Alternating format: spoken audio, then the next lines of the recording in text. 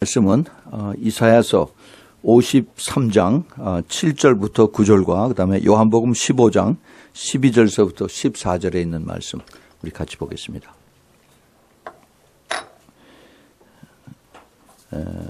구약성경 제 성경은 1033페이지에 있습니다. 구약성경 이사야서 53장 7절부터 9절 같이 읽습니다. 시작. 그가 곤욕을 당하여 괴로울 때에도 그 입을 열지 아니하였음이며 마치 도상으로 끌려가는 어린 양과 털깎는 자 앞에 잠잠한 양같이 그 입을 열지 아니하였도다. 그가 곤욕과 신문을 당하고 끌려갔으니 그 세대 중에 누가 생각하기를 그가 산자의 땅에서 끊어짐은 마땅히 형벌받을 내 백성의 허물을 인함이라 하였으리요. 그는 강포를 행치 아니하였고 그 입에 괴사가 없었으나 그 무덤이 악인과 함께 되었으며 그 묘실이 부자와 함께 되었도다. 아멘. 그 다음에 이제 우리 신약 성경으로 가서 신약 요한복음 15장입니다.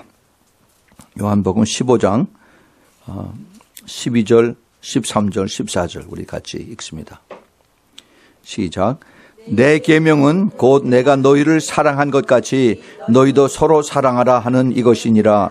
사람이 친구를 위하여 자기 목숨을 버리면 이에서 더 큰 사랑이 없나니 너희가 나의 명하는 대로 행하면 곧 나의 친구라. 아멘. 아멘. 우리 잠깐 기도하겠습니다. 사랑이 많으신 아버지 하나님, 귀한 말씀 감사합니다. 오늘 우리가 주님 앞에 이 귀한 말씀을 붙들고 주님의 은혜를 간구합니다. 주님께서 이 말씀이 저희들 심령에 깊이 새겨질 수 있도록 주님 허락하여 주시옵소서. 그래서 이 성령의 기름 부으심으로 저희들의 마음이 활짝 열리고 이 말씀이 저희들의 이제 씨앗이 부러져서 30배, 60배 모두 100배로 열매 맺을 수 있도록 우리 축복하여 주시옵소서. 주님 이 시간에 악한 영들 조금 더 저희들 마음속에 틈타지 않도록 도와주셔서 저희들이 말씀에 온전히 집중하고 들은 그러한 귀를 허락하여 주시옵소서. 주님 그리고 천군 천사를 자리 보호하시사 주님의 그 성령의 운행하심만이 충만하게 기름 부음으로 나타나게 허락하여 주시옵소서. 주님 부족한 종 주님 의지하고 섰사오니 주님께서 기름 부어주시고 주님의 기뻐하시는 말씀만이 온전히 선포될 수 있도록 주님 꼭 붙들어 주시고 주님 이를 통해서 주님 홀로 영광을 받아 주시옵소서. 감사합니다. 예수 그리스도 이름으로 기도합니다. 아멘. 아멘.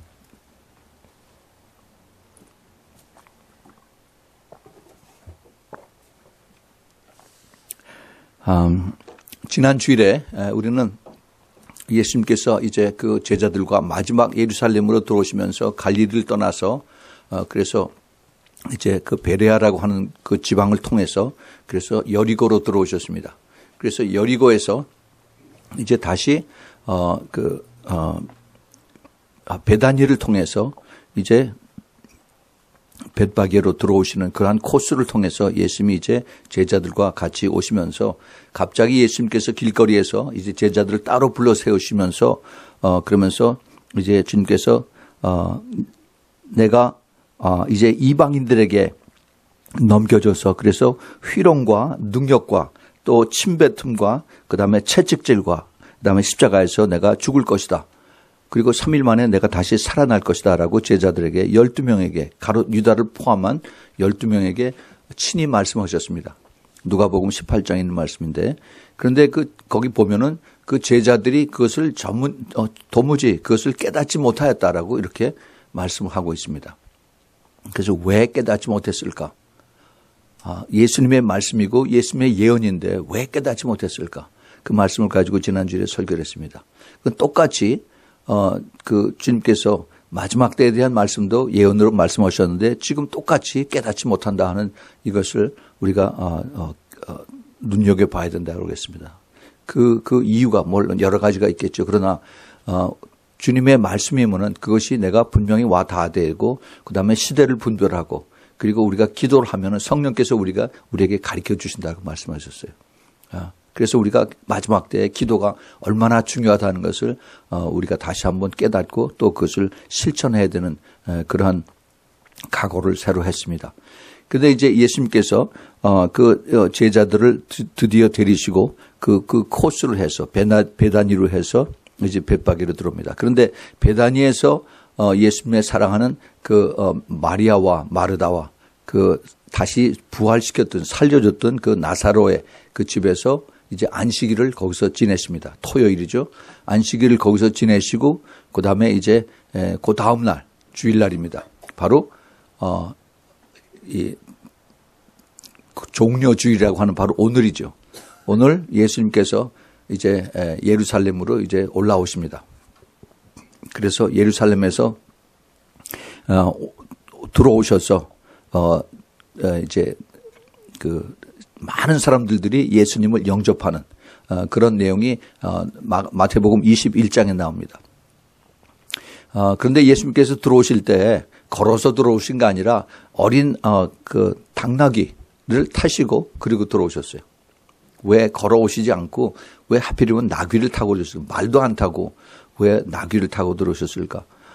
그것은 구약 성경의 스가랴서 9장 그 9절에 있는 말씀을 주님께서 이루시기 위해서 그래서 그렇게 그 제자들을 시켜서 사람이 한 번도 타지 않았던 그러한 그 나귀를 주인이 쓰시겠다라고 이렇게 얘기해라 그래서 그 말씀대로 제자들이 가서 얘기했더니 그냥 나귀를 내어주었습니다. 그래서 그 나귀를 타고 예수님께서 들어오세요.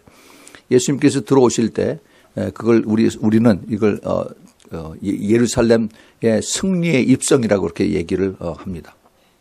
왜냐하면은 예수님이 죽으러 들어오셨지만은 나중에 부활로 다시 이제 승리를 하시기 때문에 예루살렘의 승리의 입성이다라고 우리가 이렇게 부르고 있습니다. 근데 예수님께서 그 스가랴서 9장 9절에 있는 말씀을 철저하게 하나님 말씀대로 예수님 그대로 이루시면서 오시고 계십니다. 근데 그때 많은 사람들이 예수님의 제자들 비롯해서 수많은 사람들이 자기네들 겉옷을 땅에다 깔고 또 그다음에 그 종려나무 가지를 흔들면서 뭐라고 외치냐 하면은 호산나 다윗의 자손이여 찬송하리라 주의 이름으로 오시는 이여 가장 높은 곳에 호산나 하면서 이렇게 외쳤습니다. 그 호산나라고 하는 뜻은 그 히브리 말로 우리를 구원하십시오서 하는 그런 얘기예요. Save us. 우리를 구원하소서 하는 그러한 그 외침입니다. 우리를 구원하십시오. 우리를 구원하십시오. 근데 그들의 그 구원하다 하는 뜻은 그 히브리 사람들이 그 당시에 그 이스라엘에 팔레스타인에 살면서 뭐라고 자기네들이 바라고 그렇게 배웠느냐 하면은 이제 메시아가 오시면은 그러면 우리를 그 로마 식민지에서 우리를 해방하고 그리고 이제 우리가 텍스를 안 내도 되고 그리고 옛날에 우리가 넓게 살았던 그대로 다시 회복이 될 것이다라고 이렇게 믿고 있으면서 회당에서 그렇게 배웠어요. 그래서 예수님께서 많은 병자들을 고치고 귀신들을 쫓아내고 그리고 수많은 사람들을 이제 먹이는 그러한 기적을 베풀었을 때 이분은 틀림없이 우리를 구원하러 오실, 우리를 해방하러 오실, 그래서 우리에게 옛날 같은 다윗 왕과 같은 그러한 왕국을 만들어 주실 메시아다라고 해서 그렇게 사람들의 입에 소문이 퍼지고 그렇게 믿고 그렇게 따라왔습니다. 예수님 제자들조차도 그렇게 따라왔어요. 근데 예수님은 그것이 아니라 그냥 초라하게 그 당나귀 위에 그러고 이제 들어오셨습니다. 그런데 예루살렘에 들어오시자마자 이제 들어오셔서 성전으로 가시죠. 근데 성전으로 들어가시면서 제일 먼저 하시는 일이 거기에 있는 그 장사하는 사람들, 돈 바꿔주는 사람들, 그 다음에 그 비둘기, 그 다음에 양들, 염소들 모아놓고서 이제 파는 이러한 장사하는 사람들을 다 쫓아버리고 내쫓고 그 다음에 다 뒤로 엎고 막 그랬어요. 그 성전, 그 큰 성전 뜰 앞에 있는 사람들을 온통 그 장사치로 덮어 있는데 이들을 다 쫓아버렸습니다. 그러면서 주님께서 그들에게 하신 말씀이 내 집은 기도하는 집이다라고 말씀하셨어요. 기도하는 집인데 너희들이 여기를 강도의 그 동굴로 강도의 구렬로 만들었도다 하면서 주님께서 엄청 화를 내시면서 그들을 다 뒤집어 엎었습니다. 왜 주님이 그렇게 하셨을까? 왜 예수님이 마지막 죽으러 오시는데 그들 좀 내버려 두지. 참 먹고 살겠다고 그렇게 애를 쓰는데 그냥 내버려 두시지. 왜 그들을 다 뒤집어 엎고 그리고 장사를 다 회방하고 그렇게 내쫓는 그러한 일을 하셨을까? 우리 한번 생각해보고 짚고 넘어가야 될 그러한 대목이라고 생각합니다. 왜 전에도 그랬어요. 예수님께서 전에도 절기 때가 되면은 6월절이나 아니면 장막절이나 절기 때가 되면은 갈릴리에 계시다가 이제 그 예루살렘에 내려오십니다. 그러면 꼭 그 장사하는 사람들, 돈 바꾸고 하는 비즈니스 하는 사람들을 다 이제 흩어버리고 쫓아내고 그랬습니다. 근데 이 주님께서 마지막 죽으러 오신 그때에도 역시 예루살렘에 들어가셔서 그래서 모든 사람들 그 장사하는 걸 다 뒤집어 엎고 쫓아내고 그다음에 다 이것을 막는, 그리고 내 집은 기도하는 집이다라고 그렇게 말씀하셨습니다. 예수님께서 예루살렘에 들어오셨을 때 예수님은 죽으러 오신 것을 알고 계세요.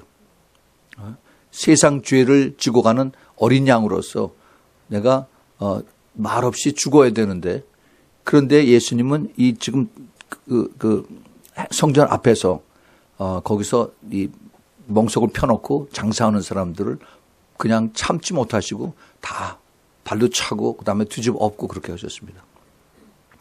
우리는 여기서 아주 중요한 걸 깨달아야 됩니다. 우리는 이제 성령을 받고 성령께서 여기 계시다라고 합니다. 내 안에 계시고 여기 교회에 계시다라고 얘기를 합니다. 이 성령이 하나님이세요. 성부 하나님, 성자 예수님, 성령 하나님. 그렇게 우리가 알고 믿고 그리고 우리가 대접을 합니다. 그러면 성전에 하나님이 계시고 성전에 하나님의 임재가 있다고 하면은 그 자리는 어떻게 돼요? 그 자리는 홀리 그라운드입니다. 거룩한 곳입니다. 그래서 하나님께서 모세를 만났을 때, 그래서 그 모세가 떨기나무 앞에서 산 언덕인데 거기서 하나님을 만났을 때 너는 거기 그대로 있으면 안 된다 그러면서 신을 벗으라고 그랬어요. 내 신을 벗으라. 여기는 거룩한 곳이라. 하나님의 임재가 있는 곳, 하나님의 기름 부음이 있는 곳은 거룩한 곳이에요. 거기에 죄가 같이 있을 수가 없습니다. 불결하고 그다음에 추하고 그다음에 그 탐욕으로 가득 찬 그런 마음이 거기에 있을 수가 없어요. 우리 주님은 거룩하신 분입니다. 우리 예수님은 죄가 없으신 분이에요. 그런 분이 거기서 모든 탐욕과 그다음에 모든 그 장사로 인해서 서로 시기 질투하고 미워하고는 이런 곳에 같이 있을 수가 없었어요. 그래서 주님께서는 이것을 다 파행을 놓으시고 그다음에 쫓아버리시고 그렇습니다. 예수님이 그렇게 하셨으면 우리도 그렇게 해야죠. 아멘. 예. 예수님이 분명히 그렇게 하셨으면은 그렇게 해야 되는데, 근데 현대 교회는 그렇게 않습니다. 현대 교회는 하나님을 위한 교회가 아니라 사람을 위한 교회로 지금 타락해 가고 있어요. 그래서 사람을 기분을 맞추는, 사람을 편하게 해주는, 소위 요즘 컴퓨터 용어로 user friendly. 예? 그래서 그 쓰는 사람들이 편하게 하기 위해서, 교회에 오는 사람들이 편하게 하기 위해서 그렇게 모든 것이 다 이렇게 맞춰져 있습니다. 하나님의 말씀도 그 사람들이 편하고 쉽고 기분 좋으라고 이런 목적으로 해서 많이 뜯어 고쳐지고 있습니다. 교회에 성도들이 오는 것은 하나님을 만나러 오기 위해서 와요. 거룩한 곳에 발을 딛고 하나님 앞에 받쳐지기 위해서, 그리고 성령의 그 조명을 받아서 내가 죄를 졌으면 그걸 빨리 회개하고 돌이키는, 이것이 교회가 성도들에게 해줘야 되는 그러한 가장 중요한 임무 중에 하나라고 생각을 합니다. 죄를 가지고 와서 죄를 가지고 더 묻어가지고 돌아간다면 그건 교회의 역할을 하지 못하는 것이에요. 그래서 말씀의 초점이 우리가 더 깨끗해져야 되고 더 정결해져야 되고, 그리고 주님 앞에 우리가 잘못한 것이 있으면 빨리 회개하고 돌이키는, 잘못한 것으로 갔다가 거기서 돌이켜서 돌아오는, 이것이 참 회개인데 그냥 그것을 이제 만지지 않고 그렇게 얘기하면은 우리 양심에 꽂히니까 그런 얘기 해줄 필요 없이 일주일에 한 번 여기 나왔는데 왜 그런 사람들 듣기 싫은 그런 얘기를 해서 사람들 기분 나쁘게 하느냐, 다음 주일에 그 사람들 안 오면 어떻게 하느냐 라면서 사람을 의식하는 그러한 그 교회로 지금 많은 교회들이 따라가고 있습니다. 그러나 우리 주님은 내가 이 자리에 있다고 한다면은 그러면 나를 기쁘게 하는 그러한 예배를 드리라라고 말씀하십니다. 그래서 주님께서 이제 마지막 때 그 요한복음 4장에서 나를 월십하는, 나를 경배하는, 나를 예배드리는 자가 있을 텐데 그때 내가 그들을 찾겠다라고 말씀하셨어요. 그것이 바로 우리가 잘 아는 영으로 드리고 진리로 드리는 그러한 예배인 것입니다. 예. 우리 주님께서 특별히 마지막 때 주님을 사랑하는 자, 주님을 진리를 알고 깨닫고 따라가는 자들을 주님께서 찾고 계세요. 그런데 이 진리는 하나님의 기름 부음과 하나님의 임재 속에서 더 이것이 확실해지고 그다음에 더 밝게 빛을 빛나고 나가고 있는데, 그런데 이것을 반대하는 사람들, 이것을 타협하고 가는 사람들과 굉장히 많이 부딪힙니다. 근데 이것을 우리가 내가 친하기 때문에 아니면 내가 그렇게 쭉 해왔기 때문에 라고 하면서 우리가 이것을 타협을 하면은 그러면 주님께서 기뻐하시지 않아요. 왜냐하면 우리 주님은 어제나 오늘이나 영원히 동일한 하나님이기 때문에 모세의 하나님이면은 예수님의 그 아버지이고 우리의 하나님이고 동일하신 하나님이십니다. 하나님은 옛날에 마음이 좋았다가 지금 마음이 강팍해지고 이런 것이 아니에요. 우리가 그것을 잘 깨달아야 됩니다. 하나님의 말씀을 우리가 제대로 알고 배웠으면 그대로 순종하고 따라가야 되는 것입니다. 근데 우리는 너무너무 쉽게 듣기 싫은 거는 다 제쳐버리고 내가 듣기 좋은 것만 골라서 그리고 하나님이라고 이렇게 내가 만든 하나님을 만들어서 그렇게 따라가는 그런 풍습이, 그런 경향이 있습니다. 우리는 여기서 돌이켜야 돼. 그래서 예수님께서 이제 그 예루살렘 안에 들어오셔서 그래서 제일 처음에 이 화부터 내시고 그리고 나서 이제 그 6월절이 있기 그 전까지 화요일, 수요일 이 사이에 많은 것들을 주님께서 이제 제자들에게 가르치십니다. 따라다니는 종교 지도자들, 바리새인들과 그다음에 서기관들과 또 대제사장들과 이들 앞에서 많은 변론도 하고 또 그를 따르는 많은 사람들을 예수님께서 고치기도 하셨어요. 다 아픈 사람들 다 고쳐주셨습니다. 그러면서 특별히 그 제자들에게는 아주 중요한 말씀들을 그때 많이 하셨어요. 제가 시간이 없어 다 이거를 얘기하지 못하지만 그 중에 예수님 마지막 그 예루살렘에 들어오셔서 가장 핵심적인 것으로 주님께서 하신 말씀이 마지막 때에 대한 것이었습니다. 이제 마지막 때가 되면은 많은 사람들이 이제 그들이 미혹에서 미혹의 영 때문에 이제 사람들이 변한다라고 하는 말씀을 하셨어요. 그 제자들에게 하신 말씀이 우리가 잘 아는 마태복음 24장입니다. 또 누가복음 21장이고 그다음에 마가복음 14장인데 그런데 주님께서 거기 하신 말씀의 총 결론이 뭐냐 하면은 그러므로 깨어 있으라는 겁니다. 그러므로 준비하고 깨어 있으라는 거죠. 어떻게 우리가 깨어 있어야 됩니까? 깨어 있는 것이 우리가 말씀과 기도로 깨어 있는 것입니다. 말씀을 듣고 깨닫고 기도하고 그리고 순종하고 따라가는 거죠. 그런데 주님께서 거기 그 종들에 대해서 얘기를 해요. 때를 따라서 자기네 맡겨진 그 종들에게 때를 따라서 양식을 나눠줄 자, 때를 따라서 양식을 나눠줄 자가 복이 있도다 이렇게 말씀하십니다. 양식, 물론 이게 양식이 하나님의 말씀이죠.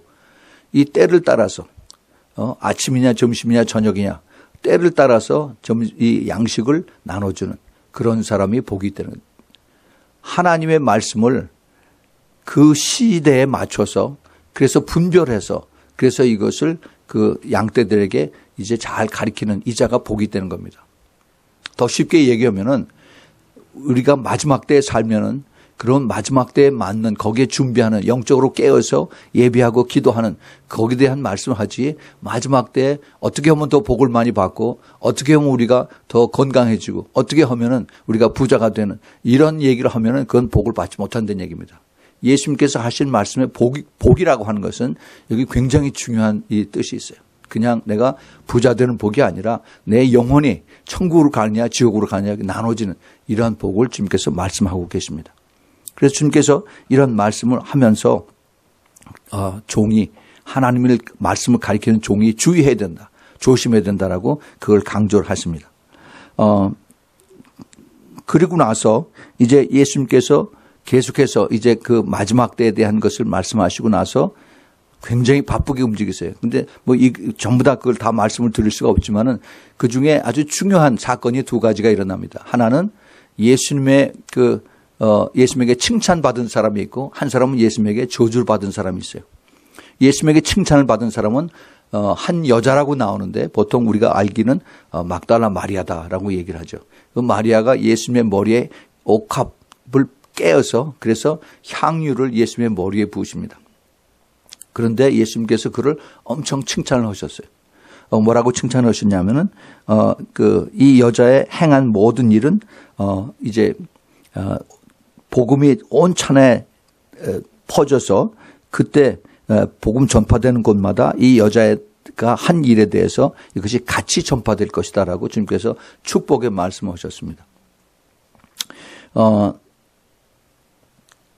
왜 주님께서 이 말씀을 하셨을까? 저는 그걸 보면서 과연 이 한 여자가 또는 그 막달라 마리아가 자기가 그 옥합은 제가 전에 말씀을 드렸지만은 그 여자들이 그 당시에 그 히브리 여자들이 결혼 안 한 여자들이 이제 결혼할 때 그 웨딩데이에 이것을 쓰기 위해서 아주 귀한 그 향유, 그 퍼퓸을 이제 가지고 다닙니다.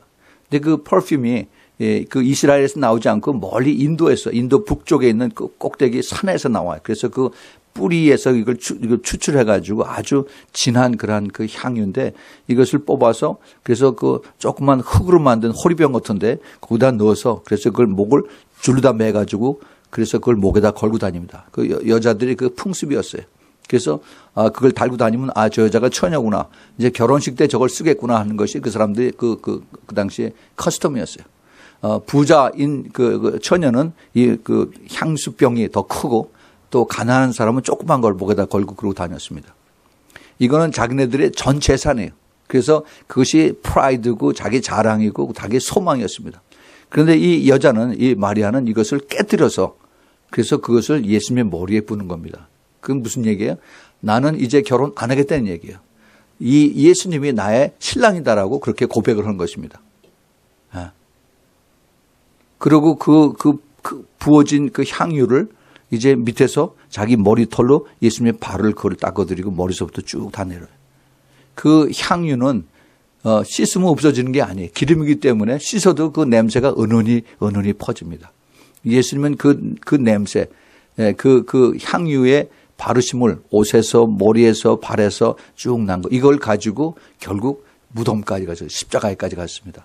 제자들이 다 떠났을 때도 그 향유 냄새 많은 예수님을 계속 코를 이렇게 같이 따라갔어요. 예수님이 다시 부활하신 그 몸에도 예수님의 그 향유의 냄새가 같이 있다라고 저는 그렇게 믿고 있습니다. 예수님 앞에 모든 것을 드린 그 여자, 그 여인의 주님께서 그 사랑을 모든 것을 받으셨습니다. 이거 우리가 영적인 중요한 것이 있습니다. 예수님께서 그를 보고 뭐라고 칭찬을 하셨느냐 하면은 마태복음 26장 그 12절에 보면은 이 여자가 내 몸에 향유를 부은 것은 내 장사를 위해서 이렇게 부었다라고 합니다. 내가 죽어서 이제 장례를 하는데 그 장례하는데 그 엠밤이라고 하는 거 시체에 이제 거기 화장을 하고 거기다 기름을 부어서 하는 그것을 위해서 나에게 기름을 부었다라고 얘기합니다.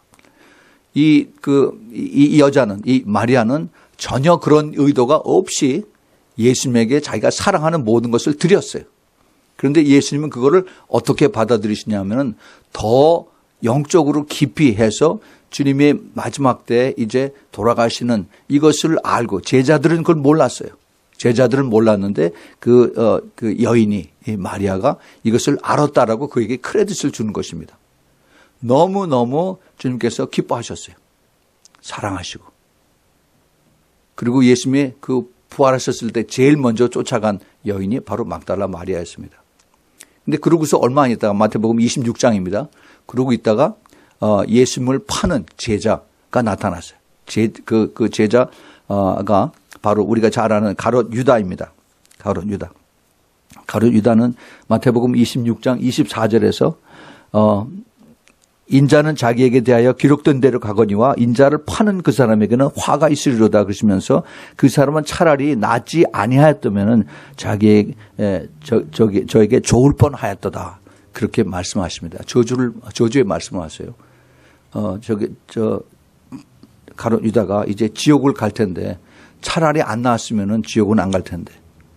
그러면서 주님께서 그를 측은히 보시고 그렇게 하시는 말씀 내용이 나옵니다. 같은 날 이제 6월절 만찬을 드시기 전날 예수님은 한 사람은 칭찬을 하고 한 사람은 저주를 했습니다.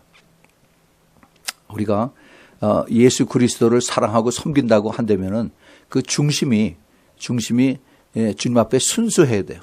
내가 머리 써서 계산해가지고 내가 나한테 무슨 유익이 돌아올까 이거 계산해서 하면은 그거는 참된 주님에 대한 사랑이 아니고 섬김이 아닙니다. 주님께서 우리를 다 알고 계세요. 우리를 만드신 분입니다. 다 알고 계세요. 우리 생각까지 다 아신다라고 그랬어요. 그런데 우리는 계산을 하고 그리고 다닙니다.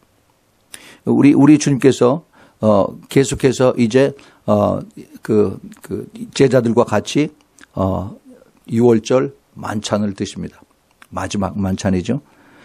우리가 아까 성찬을 했는데 그 성찬 예식에 그것이 바로 이것을 기념하는 그런 것입니다.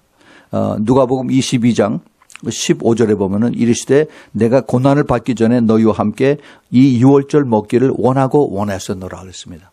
예수님께서 마지막 이 제자들과 같이 먹는 이 만찬, 여기에는 가로 유다도 끼어 있습니다. 자기를 팔 것을 알고 나를 배반할 그러한 제자까지 여기 같이 모여서 떡을 떼고 그다음에 잔을 나눴습니다. 그런데 이것이 마지막 만찬인데 내가 너희들과 같이 이것을 먹기를 원하고 또 원하였느니라. 이렇게 주님께서 너무너무 사모했던 것을 여기서 고백을 하시면서 이제는 이것이 마지막이고 이 6월절이 하나님의 나라에서 이루기까지 하나님의 나라에서 그 주님께서 이제 우리에게 잔을 주시고 이것은 내 피로 세우는 새 언약이다라고 하신 그 말씀.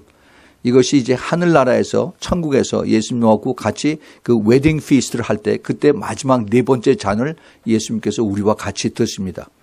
근데 그 전까지 이제 다시는 내가 너희들과 6월절을 먹지도 않고 잔을 마시지도 않겠다라고 주님께서 이 말씀을 하세요. 이 말씀을 하실 때 주님의 마음은 오래전에 모세를 통해서 하나님이 하신 말씀 출애굽기 12장 5절에서 있는 7절 말씀 너희 어린 양은 흠없고 1년 된 수컷으로 하여서 양이나 염소 중에서 취하고 이달 14일까지 간직하였다가 해질 때 이스라엘 회중이 그 양을 잡고 그 피로 양을 먹을 집 문과 좌우 설주에 인방에 바로서 그래서 준비하라 하는 이 말씀을 주님께서 그대로 이루시기 위해서 예수님께서 이제 십자가로 가는 그러한 그 준비를 하고 계십니다. 예수님께서 이 떡을 떼서 제자들에게 주실 때 이것이 내 몸이다라고 말씀하셨어요. 그것이 바로 이제 6월절의 어린 양을 이제 삶아서 먹고 이것을 나누는 그것을 예수님께서 제자들에게 하십니다. 제자들은 그걸 평생 해왔어요. 6월절에 그 행사를 집에서 쭉 자라면서 했습니다. 그런데 이것이 이제 내 떡이 내 몸이고 그다음에 이것이 내 피다라고 그 말씀을 하셨을 때 그것은 훨씬 더 그 자기네들이 평상적으로 지켜온 6월절의 풍습과는 다른 내용을 이 제자들은 그때서야 깨달은 겁니다. 이것이 그 결혼 약속에 대한 이 말씀이다 하는 것을 깨닫고 그 제자들은 굉장히 의아했었죠. 무슨 뜻일까? 근데 주님께서 이제 이것이 마지막이다라고 말씀하시고 그 다음에 제자들 앉혀놓고 그들의 발을 씻겨주십니다. 그래서 내가 너희에게 행하는 것 같이 너희도 행하게 하려 하여서 내가 본을 보이려 합니다. 그렇게 요한복음 13장 15절에 이렇게 말씀하고 계십니다. 주님께서 완전히 다 내려주시는 거예요. 몸을 주시고 피를 주시고 그다음에 그들을 섬기는 것을 이제 몸소 행하셨습니다. 모든 것을 다 주세요. 제자들에게. 여기에는 자기의 가장 참 속으로 힘들어했던 자기를 배반하고 팔렸던 그 가룟 유다까지 여기 포함이 됐습니다. 그리고 나를 본받으라고 그랬어요. 나를 따르라는 겁니다. 우리가 교회 생활을 하면서 예수 믿고 성령 받고 그리고 교회 생활을 하면서 가장 많이 부딪히는 것이 하나님하고 안 부딪혀요. 안 보이니까. 예수하고도 안 부딪혀요. 근데 인간 관계입니다. 사람들 관계. 나를 싫어하는 사람, 또 내가 못마땅해 하는 사람. 그래서 이것 때문에 사람들이 어려워합니다. 인간 관계 때문에. 우리가 정말 그렇게 해서 내가 싫어하는 건 끊어버리고 내가 좋아하는 건 받아들이고 하면은 그러면은 우리의 신앙이 크질 않아요. 어린아이 신앙으로 그대로 남아 있습니다. 어린아이 신앙. 그 어린아이 신앙이면 예수님의 신부가 될 수가 없어요. 우리 교회에서 가장 강조하는 것이 성숙함입니다. 성숙함. 크리스찬이면은 우리가 예수님의 성품을 닮아가야만 예수님의 신부가 될 수가 있어요. 어린아이가 돼서 기저귀 차고 다니는 그러한 사람이 예수님의 신부가 될 수가 없습니다. 장성해서 예수님의 그 흰 세마포로 받아 갈아입을 수 있는 그러한 모습이 돼야지 우리가 항상 우리가 어린아이처럼 먹여줘야 되고 우유나 빨고 있고 그러게 돼서는 주님의 그 신부로 들어갈 수가 없습니다.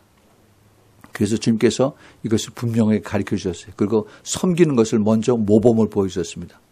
그리고 그 제자들을 이제 끌고 거기서 이제 유다는 떠나죠. 그리고 나머지 제자들을 데리고 그리고 이제 겟세마네 언덕으로 올라가서 거기서 이제 마지막 영적 싸움을 하십니다.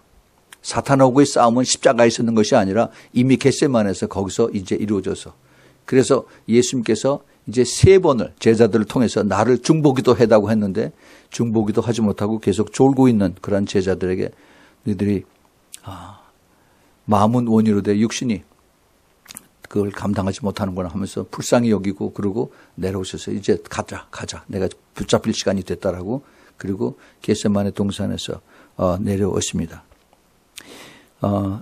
예수님 혼자서 마지막 영적 싸움을 이기셨습니다. 예수님께서 제일 처음에 공생애를 시작하실 때 누가복음 4장 그다음에 마태복음 4장에서도 사탄과 제일 먼저 혼자서 싸우셨어요. 그런데 혼자서 싸우셨지만은 옆에 성령님이 함께 계셨어요. 성령님께서 옆에서 끌어내시고 힘을 주시고 그걸 지킬 수 있는 그러한 능력을 주셨습니다.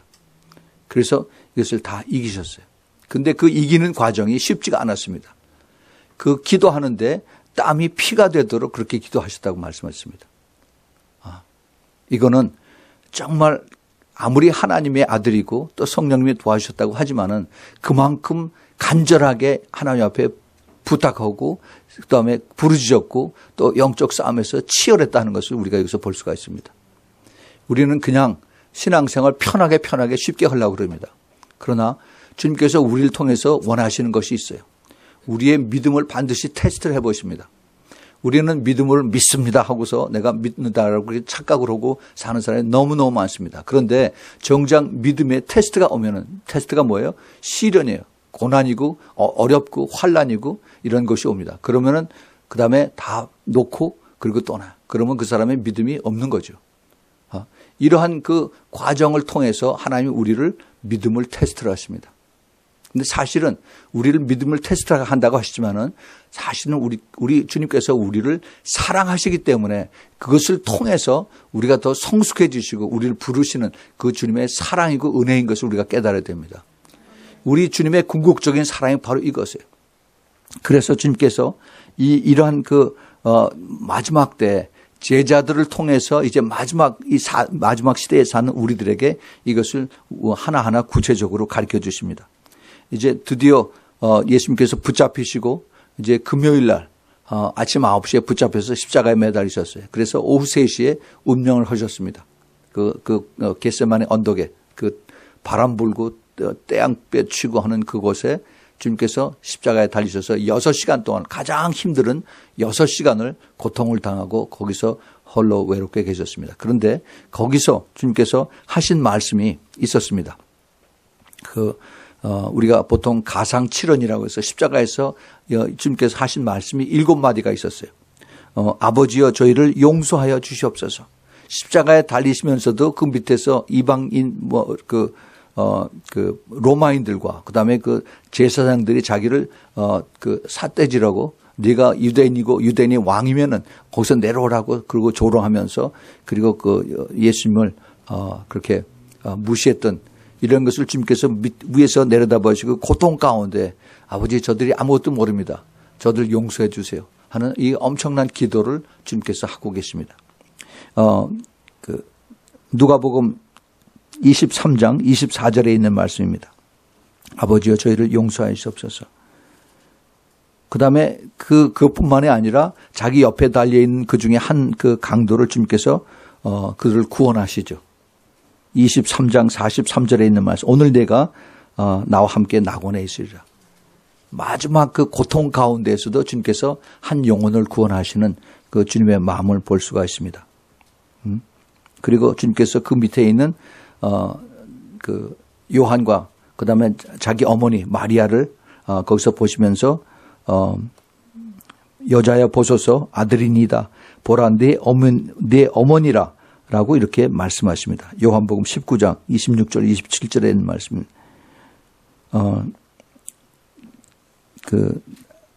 이제 그 마리아의 첫 아들로서 그 어머니의 사랑을 많이 받고 그리고 큰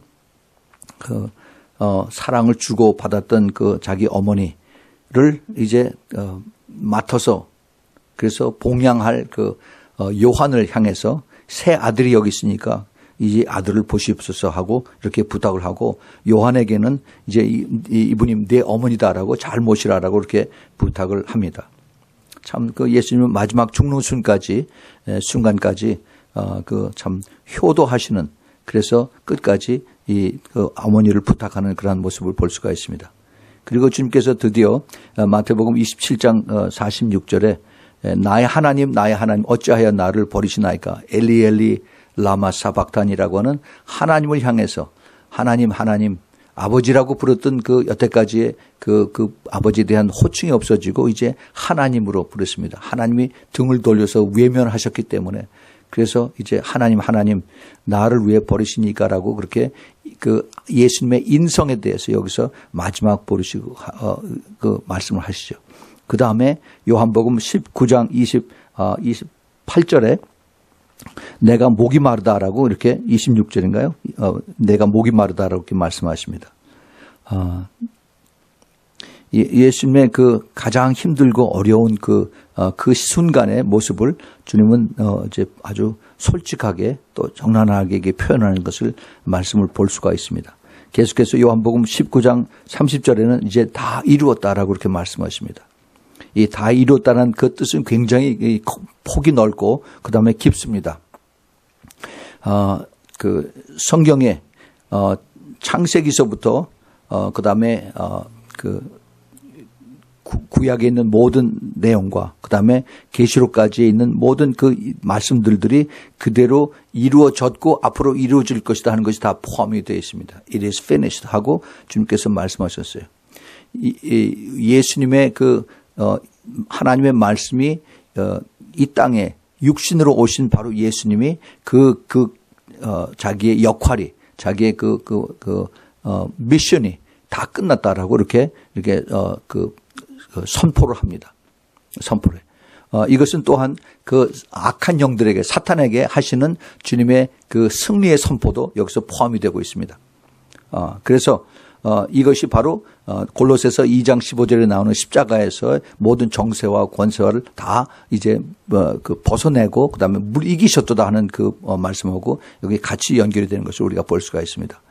그리고 이제 마지막으로 누가복음 23장 46절에서 내 영혼을 아버지의 손에 부탁하나이다라고 이제 마지막 숨을 거두시면서 드디어 이제 하나님이 아니라 아버지라고 이렇게 예수님께서 부르십니다. 내 영혼을 아버지의 손에 부탁하나이다 하고 그렇게 끝이에요. 이거는 예수님께서 마지막 순간까지 그 고통 중에서도 그 우리들을 사랑하시고 그다음에 아버지를 더 경외하고 그다음에 또 한 인간들을 구원하려는 그 주님의 마음이 여기 달려져 있는 것을 우리가 볼 수가 있어요. 그리고 나서 주님께서 돌아가시고 나서 3일 동안 지옥을 가셨습니다. 이걸 더 깊이 알길 원하시면은 제가 여기에 대해서 설교를 한 것이 있습니다. 지옥에 가셨던 예수님이라고 한 것을 여러분 찾아서 한번 들어보세요. 거기 아주 자세하게 무엇을 하셨는가 하는 것을 설명을 드렸습니다. 그렇습니다. 예수님의 죽으심은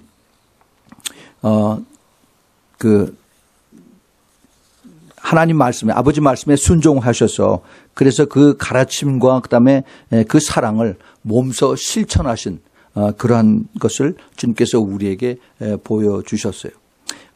우리가 본문에 읽었던 그 이사야서 53장 그 7절에서 9절 말씀을 우리가 아까 읽었는데 굉장히 어려운 말, 옛날 말다 이걸 썼습니다. 그래서 제가 좀 더 우리가 알기 쉬운 그 현대인의 성경을 봤더니 아주 좀 더 쉽게 썼습니다. 거기 보면은 그가, 즉 예수 그리스도가 곤욕을 당하면서도 침묵을 지켰으니 도살장으로 끌려가는 어린 양과 털 깎는 사람 앞에서 잠잠했던 양처럼 그의 입을 열지 않았다. 그가 체포되어 신문을 당하고 끌려갔으나 그 세대 사람 중에 그가 죽임을 당하게 된 것이 자기들의 죄 때문이라고 누가 생각했었는가. 그가 범죄하거나 거짓말을 한 적이 없었으나 악인들처럼 죽임을 당하여 그러나 부자의 무덤에 묻혔다. 라고 좀 더 쉽게 우리가 이해하기 쉽게 이렇게 현대인의 성경에 쓰여 있습니다.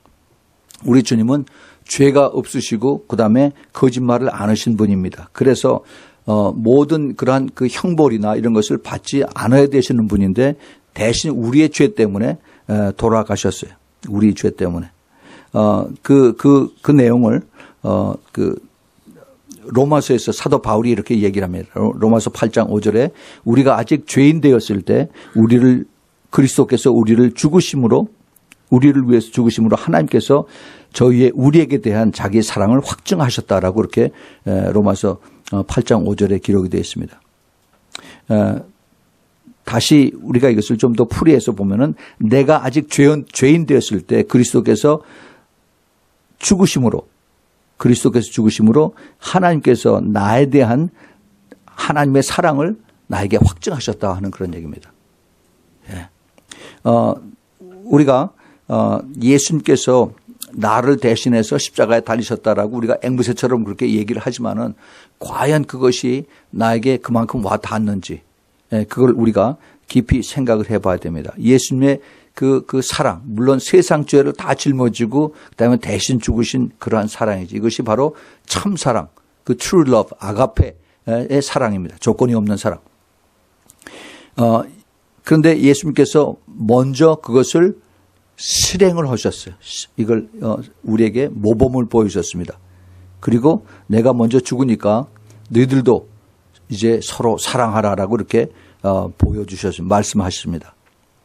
예수님께서 그 따르는 제자들에게 항상 너희들은 와서 보고 내가 참 메시아거든, 내가 참 너희들의 선생님 랍비라면은 그런 나를 따르라라고 이렇게 주님께서 항상 이렇게 말씀하십니다. 예수님의 제자들뿐만 아니라 누구든지 나를 따라오려거든 자기 자신을 부인하고 십자가를 지고 나를 따르라라고 말씀하세요. 나를 따르라. Follow me라고 이렇게 예수님께서 말씀하십니다. 예수님의 그 나를 따르라 하는 그 뜻은 그냥 예수님을 그냥 왔다 갔다 하면서 따라다니는 그것이 아니라 죽기까지 가는 겁니다. 예수님이 원하시는 바로 그 죽음 거기까지 가야만 그 다음에 부활이 되는 것입니다. 여러분 우리는 지금 이 마지막 때를 살면서 우리 지식으로 그냥 믿음을 다 가장하면서 이렇게 커버하면서 그리고 지식으로 내가 믿음이 있다라고 착각하고 사는 사람들이 많이 있습니다. 그러다가 나에게 어려움이 오면은 그러면 이 믿음 다 버리고 그다음에 내 이익을 위해서 내가 손해 안 보면서 그리고 내가 이제 나중에 예수님 난 모릅니다라고 했던 그 베드로처럼 그렇게 가는 사람들이 많이 있습니다. 다시 말씀을 드리지만은 예수 그리스도의 신부가 되기 위해서는 우리가 성숙해야 됩니다. 성숙하지 않으면은 그러면 우리가 참 신부가 될 수가 없어요. 참 그리스도로 우리가 그리스도를 따르고 그다음에 그리스도의 참 제자가 되길 원하고 주님을 사랑하고 섬기길 원하면은 그러한 믿음을 가지고 우리가 주님을 또 기도하면서 따라갈 때 주님께서 그걸 기쁘게 받으세요. 내가 정말 나를 따르고자 하느냐? 내가 정말 나의 참 제자가 되길 원하느냐? 그렇다면은 내가 기쁘게 받아준다라고 주님께서 받으세요. 그러나 그것이 진짜인지 가짜인지 그러나 그것에 대한 하나님의 우리를 향한 그 더 큰 사랑으로 우리를 테스트를 하십니다. 아까도 말씀을 드렸지만은 주님이 주시는 그러한 그 테스트, 우리의 진정한 믿음에 대한 주님의 그 한 단계 더 높이시기 위한 하나님의 부르심입니다. 이것이 주님의 사랑이에요. 이것을 주님께서 우리에게 먼저 미리 모범을 보여주시고 다 이것을 포함해서 그다음에 주님께서 직접 죽으셨어요.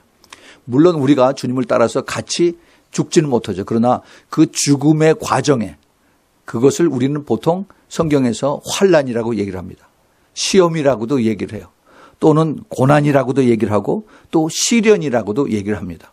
이 과정을 통해서 우리가 더 성숙해지길 원하세요. 더 오래 참고 내가 더 주님을 닮아가길 원하고 내가 더 기도하면서 내 육정을, 내 욕심을, 내 감정을 내가 컨트롤하고 그리고 더 성령의 열매로 나아가는 그것을 주님께서 원하고 계시는 것입니다.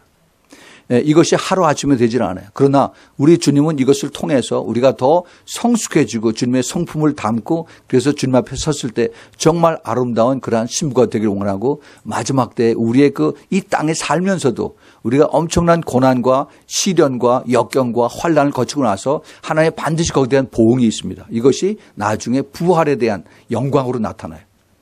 저는 그래서 여러분들에게 또 우리 기도 모임에 들어오는 많은 사람들에게 그렇게 얘기를 합니다. 우리 신부 기도, 프리 컨퍼런스 콜에 들어오는 사람들 보면은 많은 기도 제목을 가지고 들어와요. 근데 참 어렵습니다. 정말 힘들고 어려운 사람 많이 있어요.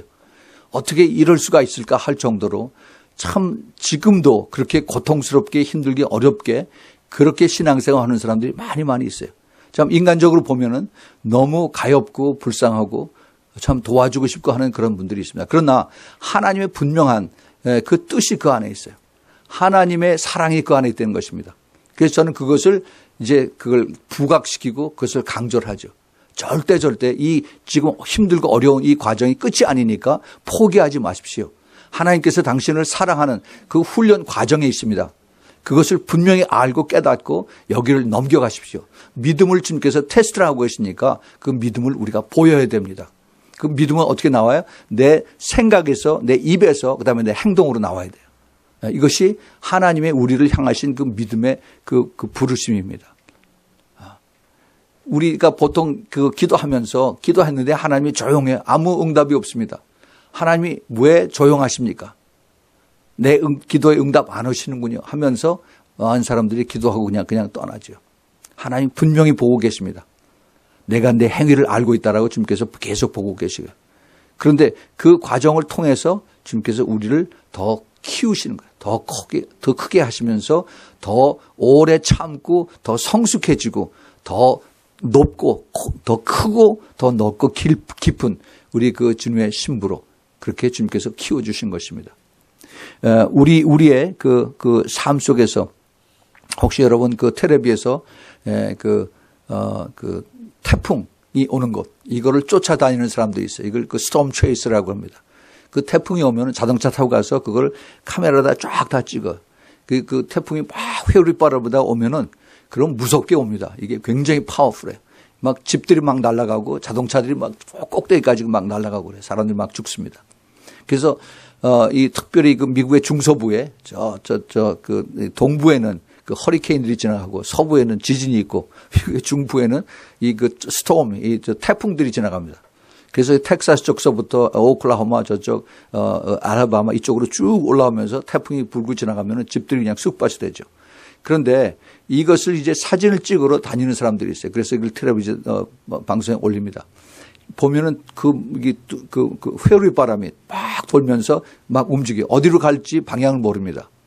근데 그거를 자동차로 따라다니면서 막 사진을 찍어요. 근데 그게 자기네들 사진을 찍는 자동차 앞으로 오면은 기겁을 해서 도망가죠. 다 죽으니까, 날아가니까. 그런데 그 막강한 그 회오리 바람, 그 스톰, 그거를 위에서 그 인공위성으로 다르게 사진을 찍어 보면은 그 한가운데 구멍이 있어요. 이걸 태풍의 눈이라고 그러죠. The eye of the storm. 그 안에는 엄청난 조용함이 있습니다. 조용함. 고요해요. 그 바깥에는 어마어마한 그 파워로 이 집들과 자동차들과 트럭들을 막 날리고 그러는데 그 안에는 아주 고요해요. 예. 그것이 마치 우리 그 신앙생활에서 엄청난 힘든 그 과정과 힘든 그 고난과 역경과 환난 이것을 우리가 겪습니다. 그런데 전부 다 그걸 원하는 사람 하나도 없어요. 이것을 내가 어떻게 이것을 해야 되느냐. 이것을 내가 자꾸 도망가고 그다음에 자꾸 피하고 그 다음에 딴 사람에게 손가락질하면서 이거 날 자꾸 도와달라고 그렇게 얘기를 하고 있습니다. 그러나 그것이 하나님의 계획 가운데 있는 것을 우리가 잘 깨달아야 됩니다. 하나님의 분명한 나에 대한 계획이 있기 때문에 하나님께서 그걸 나에게 허락하세요. 어떤 사람이 그 암이 걸려서 그래서 이제 사형 선고를 받았습니다. 이 사형을 받았으면 처음에 하나님 왜 그래 왜 why me 하고 하나님 옆에 기도하고 프로테스트라고 합니다. 아무리 신앙 좋은 사람이라도 그런 과정이 있어요. 근데 하나님께서 암이 걸리면은 금방 데려가지 않으세요. 이게 몇 달이 걸린지 몇 년이 걸린지 그 과정을 통해서 하나님께서 그를 이제 더 성숙하게 준비를 시키십니다. 때로는 고치실 수도 있어요. 또 때로는 하나님께서 데려가시기도 하십니다. 그런데 그 과정 속에서 하나님께서 이제 그를 만날 준비를 하게 하신 것이요. 이것이 하나님의 사랑이고 은혜입니다. 예. 근데 그것을 통해서 이제 그 어디로 들어오게 하시냐면은 그 암이라고 하는 그 캔서라고 하는 것이 나에게 닥친 그 시련이고 그 태풍이고 그리고 이것이 엄청난 그 환란이라고 생각한다면은 내가 그걸 자꾸 피해서 딴 데로 가고 그러면 내가 더 힘들어지고 더 아파지고 그래요. 그때는 그 안으로 들어가야 됩니다. 제일 가운데로 들어가서 주님의 얼굴을 찾아야 돼요. 그 안에서 주님과 함께 가장 고통스럽지만은 주님과 함께 같이 있을 때 그때 나는 거기서 평안을 얻을 수가 있고 그 안에서 내가 주님과 같이 하는 그 축복을 내가 깨달을 수가 있습니다. 이것이 주님께서 우리를 그 환란 속에서 그 태풍 속에서 우리를 부르시는 그 주님의 뜻이에요. 그것을 허락하신 것을 나를 찾으라 하는 겁니다. 내 얼굴을 찾으는 것을. 그래서 그것을 나를 그 주위에 있는 어려운 것을 피해서 도망가지 말고 빨리 내 안에 와서 나를 만나라라고 주님께서 부르시는 주님의 사랑의 그 silent voice입니다. 우리 주님의 그것을 우리가 보지 못하면은 자꾸 원망만 더 커져요. 원망. 그리고 주위에 있는 사람도 더 힘들게 만들고 그렇게 합니다. 우리 주님께서 이것을 우리에게 아시기 때문에 그 가운데에서 그 정말 성화되고 더 성결되고 더 주님 안에서 안식하고 기뻐하고 그다음에 주님의 그 모습으로 닮아가는 그런 자로 주님께서 부르십니다. 제가 그 캔서 페이션트 암 걸린 환자를 예를 들었지만은 그거 아니라도 사업에 쫄딱 망하고 그다음에 부도 내고 도망 다니는 사람 똑같아요. 그 빚쟁이에 시달리고 그다음에 잠을 못 자고 밥맛 없고 하는 이런 사람도 도망 다니면서 그럴 것이 아니라 주님 앞에 가서 주님의 얼굴을 구해야 됩니다. 우리 주님께서 모든 것을 하실 수 있는 그러한 능력의 하나님이라면은 그러면은 우리 주님 앞에 모든 것을 갖다 이렇게 내놓고 다 내려놓고 주님 앞에 따라가야 돼요. 그것을 우리가 자꾸 피하면은 그 기간이 점점 더 길어집니다. 나에 대한 훈련이 더 길어지고 우리 주님께서 원하시는 것이 나하고 같이 있자는 거죠. 모든 그 무겁고 어려운 짐을 나에게 짊어져 주지 않으면은 너 혼자 짊어지고 안 되는 거죠. 내 짐은 가볍기 때문에 나에게 같이 와서 내 짐을 짊어지면 너도 가볍다라고 주님께서 우리를 부르시는 것입니다. 우리는 주님의 그 환경에서 내가 어렵다고 생각하지 말고 그것을 통치하시는 그리고 그것을 통해서 하나님 나를 통과시켜서 주님을 만나시고자 하는 주님의 사랑을 거기서 발견해야 되는 것입니다. 이 6월절에서 주님께서 우리 이제 순환 가운데에서 이것을 우리에게 모범을 보여주시고 친히 죽으시면서 이제 내가 죽음으로 인해서 너희들도 그렇게 죽으라고 얘기를 하십니다. 만약에 너희들이 네 친구 인간관계 속에서 힘들어하고 그렇다면 내가 먼저 죽으라고 그래요. 네, 죽으면은 그러면 그게 가장 큰 사랑이라고 오늘 주님께서 말씀하고 있습니다. 그렇게 인정을 해 주세요.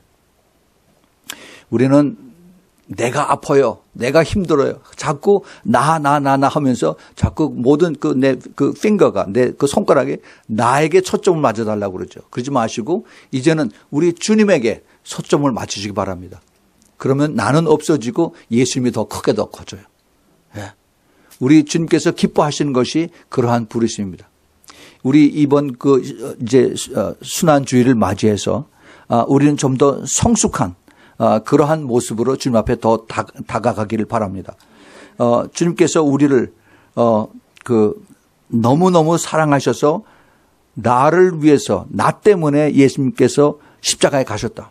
이 세상에 아무도 사람이 없고 나 혼자 있을 때에도 예수님께서 나를 위해서 십자가에 가셨다 하는 그러한 그 믿음의 확신이 있다면은 나도 주님 앞에 모든 것을 드릴 수 있는 모든 것을 내 목숨까지 내놓고 주님 나를 마음대로 하세요. 내가 주님을 위해서 내가 완전히 희생될 어린 양의 준비가 되어 있습니다라고 고백을 한다면은 그러면은 다시 그 짊어진 이것을 그걸 또 이제 내려놓은 것을 다시 짊어지고 그러고 근심 걱정하지 말고 주님 안에서 주님이 주시는 그 divine peace 그 영적인 그 한량없는 그 평강을 여러분 맛을 보시기 바랍니다. 우리 주님은 우리를 통해서 우리가 더 커지고 더 높아지고 더 깊어지고 주님의 성품을 담기를 원하십니다. 정말 우리 주님께서 힘들고 어려운 사람들 다 알고 계세요. 다 아픈 사람들 다 보고 계십니다. 그런데 내가 이 아프다고 하고 힘들고 어렵다는 그 주위의 이것만 환경만 자꾸 보고 있으면은 그러면은 이것이 점점 더 커져요. 더 커지고 더 아파지고 더 힘들어지고 그렇습니다. 그런데 사탄은 이걸 가지고 계속 나를 조롱하고 그다음에 더 공격을 하고 미들어져. 이것을 우리가 영적인 면에서 그걸 보면은 빨리 이것을 내가 내려놓고 주님 앞에 나가는 것입니다. 내가 힘들고 아파요. 내가 고통스럽습니다. 주위의 환경이 나를 가만두지 않아요. 그러나 그럼에도 불구하고 내가 중간에 가운데로 치고 들어가서 그 폭풍의 칸 가운데로 들어가서 주님과 함께 같이 있는 그것을 우리가 염두에 두면서 주님 앞에 나아갈 때 우리는 정말 더 성숙한 더 그리고 주님과 가까워지는 그러한 사람이 될 수가 있습니다. 우리는 많이 자꾸 딴 사람하고 비교를 해서 쟤는 왜 저러는데 나는 왜 이렇게 힘들어요? 라고 자꾸 비교를 합니다. 그래서 내가 억울하고 내가 불공평하고 내가 더 이게 unfair하게 내가 받았다라고 얘기를 해요. 그러나 여러분 우리가 공정하게 생각을 해봅시다. 이 세상에 가장 불공정하게 트리트먼트를 받았던 분은 바로 예수 그리스도 한 분입니다. 그분은 죄도 없고 거짓말도 하지 않았는데 그런데 우리 때문에 나 때문에 모든 것을 다 짊어지시고 그 변명 한마디 안 하시고 입 꾹 다물고 그리고 또 십자가로 갔습니다. 제가 양을 죽이는 걸 봤어요. 저 칠레에 가서도 보고 그다음에 저 네팔 가서도 봤습니다. 칠레에서는 거기 있는 사람들 다 불러다가 양 한 마리 잡고 그다음에 돼지 한 마리 잡고 그랬어요. 사람들 그 고기를 잘 먹으니까. 그런데 양을 죽일 때 다리를 묶고서 그다음에 그 목에 칼을 대서 쭉 찌르는데 그냥 부둥부둥 하면서 아무 소리 않고 그대로 그냥 다 피를 다 흘리고 그대로 죽습니다. 아무 소리 않고 다 죽어요. 여기는 말 그대로입니다. 아무 소리 않고 그대로 죽어요. 근데 돼지를 죽는데 똑같이 목에 칼을 대서 잘라서 피를 뽀고 주는데 얼마나 소리를 내고 꽥꽥대고 그러는지요. 정말 참 비교가 되더라고요.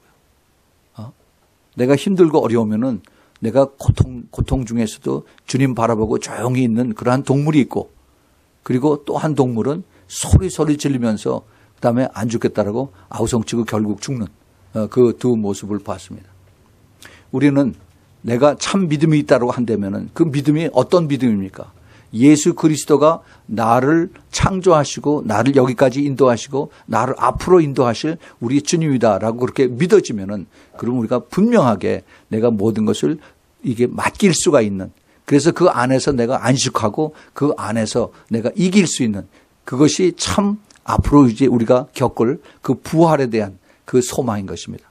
이것이 없으면은 우리는 계속 힘들게 생활해요. 남들 가는 대로 그대로 따라갑니다.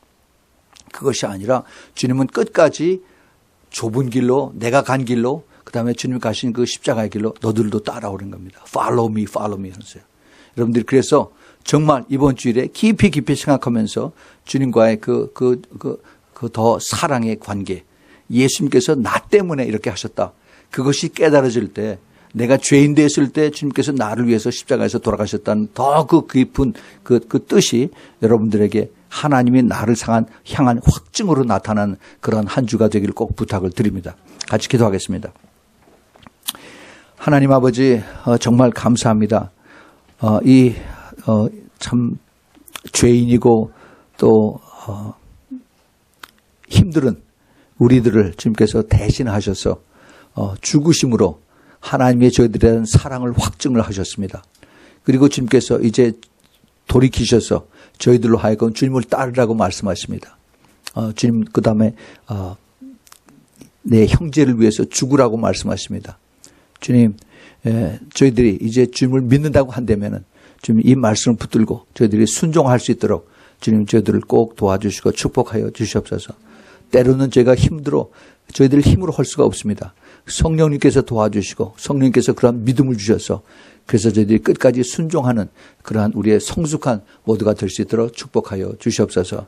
이제는 우리 주 예수 그리스도의 놀라우신 그 은혜와 하나님 아버지의 끝없는 그 아가페의 사랑과 우리 성령 하나님의 내주하심과 교통하심과 기름 부으심이 이제 예수님의 그 높은 그 사랑을 깨닫고 나도 그 뒤를 따라가기를 기뻐하는 우리 사랑하는 신부교회 성도들 머리 위에 그 가정 위에 또 멀리서 이 메시지를 듣는 주님의 사랑하는 그 신부들 그 머리 위에 그 가정 위에 지금부터 영원까지 함께 있기를 예수 그리스도의 이름으로 축원하옵나이다.